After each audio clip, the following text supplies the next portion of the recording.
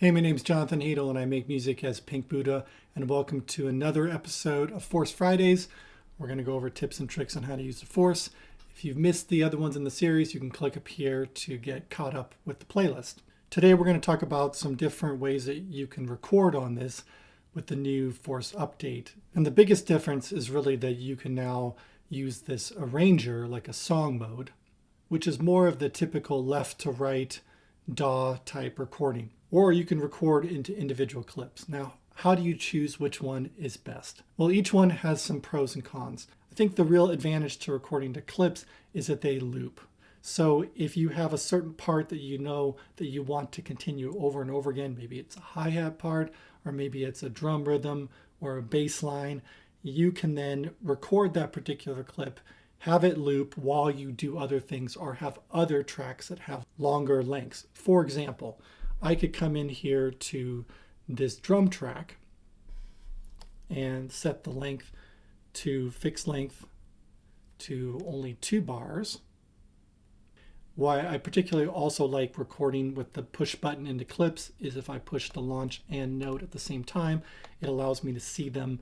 This top row is all clips, and then down here is where I can actually play the pads. Okay, so let's record a quick 2-bar beat here. I'm going to go back to my timing correction and make sure that it's correct. I don't always like this at 100, so I'm going to put it to 90. 16th part, that's close enough.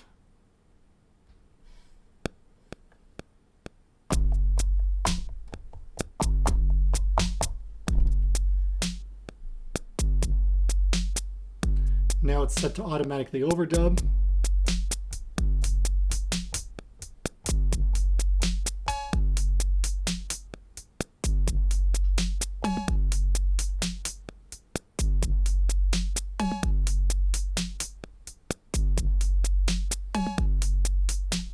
Touch the pad again to turn off the recording, and then now this is a 2-bar loop.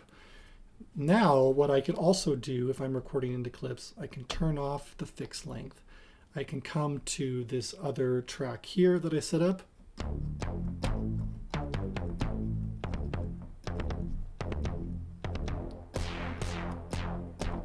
I set the knobs here to the track so I can control parameters just for this particular sound.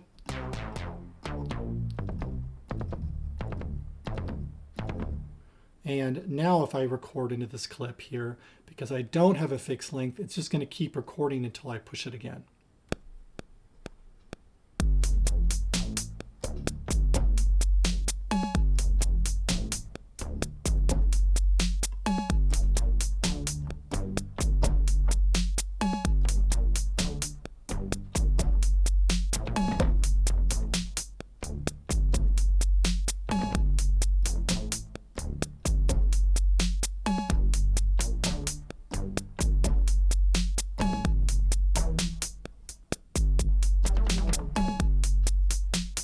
Okay, then I can just push it again to stop.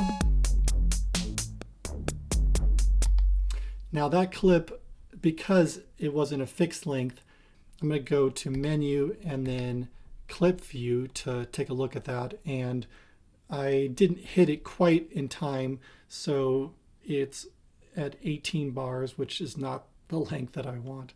So what I'm going to do is just tighten that up to 16 bars, and now it's an even amount. This clip here is going to be a 2-bar phrase that's going to continue to repeat. This one's going to be 16 bars, going to continue to repeat on that one. So clips work really great for situations like this where you have different parts that are of uneven length. All right, let's talk about recording into the arrange view. Now, you can do this a number of different ways. You can play your clips and it will record whatever you do into the range view, whether or not you want to turn a clip on and off. You can also play directly into the arrange view, or you could do a combination of both by playing clips and recording those ones in there also by playing live. Let me show you how that would work. So I need to push down the record button here and say I'm going to record to arrangement. You can see the arrangement buttons down here are now lit up. Anyways, it's set up to record. All I have to do is press play. Now I need to make sure I'm on the right track. I want to be on this plug-in track so that I'm playing this part in without the loop. If I don't trigger these loops, it's just going to record whatever I play here directly into the arrange view. Let's press the play button and start.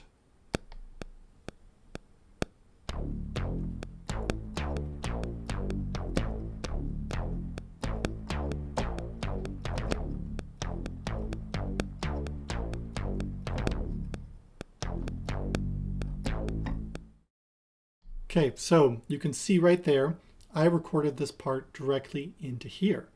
Now, you can edit it by clicking on this button right here, just double clicking on it, and that allows you to be able to go in and see what's happening. Now, one thing to note is that you can't copy out of the arrange view into a clip. That's something that you can do on Ableton, is if you record something into the arranger and you want to grab a portion of that and turn it into a clip, you can just drag it over there. That doesn't work in this situation. If you try to copy, it says you can't copy from the arrangement. So if you record into here, it's going to have to stay there in the arrange view, just as a point of note. Now, I haven't recorded into the other track.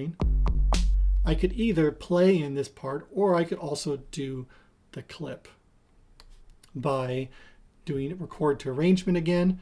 And now it's set up to record. So as I start, I'm going to start by pushing this button here.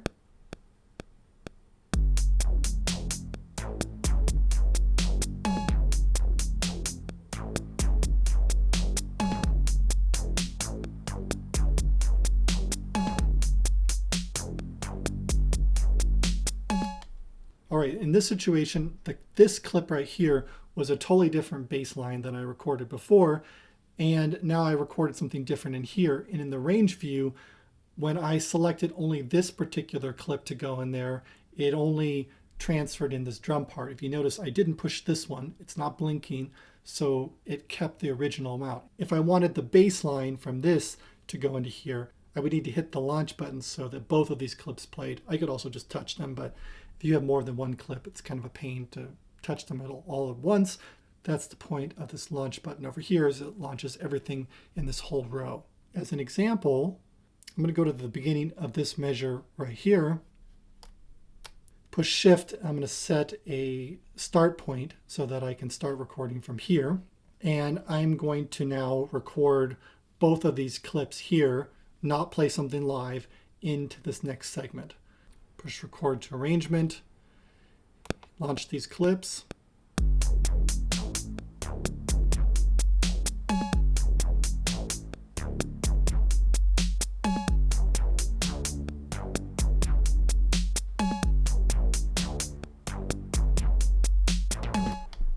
So as you can see, the arranger allows you to approach this in one of two ways. You can either record directly into it, or you can take the clips that you've recorded and then play those and record those into the arrange view. If it were me, I would tend to record into the clips first because they're more flexible. You can change them around and you can copy them to other parts. Once you record into the arranger, it's kind of stuck in there, so you can't copy out of it. I would probably just save that for the end. Now, one glaring problem that I see with the arrange view that I have not been able to figure out, I can't find it in the manual. If anybody knows how to do this, please leave a note in the comments. But when you're in arrange view, there's no way to record automation for any effects that might be on the master track. Now, I've tried in multiple different ways to discover this. If you hold the master button down, it says showing master tracks, but I don't know where these appear. They're not in this view here. And if you record automation into the master track, or try to record automation into the master track, nothing happens. I had set up this filter here on the master track. I'll show you how it sounds.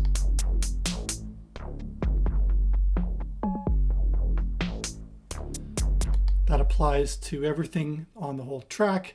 And if I try to record the automation to what I'm doing on there, nothing happens. Now, again, I might be missing something, but I have scoured the manual and I don't see anything in there about that. So fundamentally, I don't really see myself finishing pieces on the Force. Using this smaller screen and navigating through here is just too cumbersome. The effects that the Force has are decent. They're definitely all right, but I don't want to use them to finish a regular track. What I see the Force as being useful for is to sketch ideas, to start them, record in clips, maybe test out something in the range view, and then just ship it to Ableton. I'm going to be doing a whole video on sending things back and forth from Ableton now that you have the ability to take things from Ableton and open them in the Force. That's amazing. When I make that video, it's going to be a link up here. All right, well, that ends today's episode. I hope that gives you a quick overview about making decisions between recording to clips or recording to the arrange view. I'm going to get into the arranger in a whole other video, so we'll go much deeper into that. Keep making music, and I'll see you next week.